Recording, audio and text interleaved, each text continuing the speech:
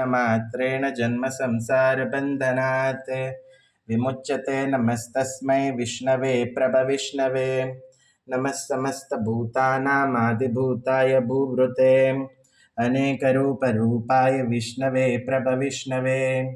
श्रीवैशम्पायन उवाच श्रुत्वा धर्मान् शेषेण पावनानि च सर्वशः युधिष्ठिरशान्तनवं पुनरेवाभ्यभाषताम्।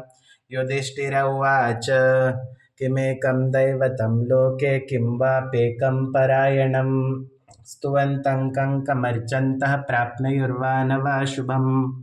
को धर्मः सर्वधर्माणां भवतः परमो मतः किञ्जपन्मुच्यते जन्तुर्जन्म संसारबन्धनात्।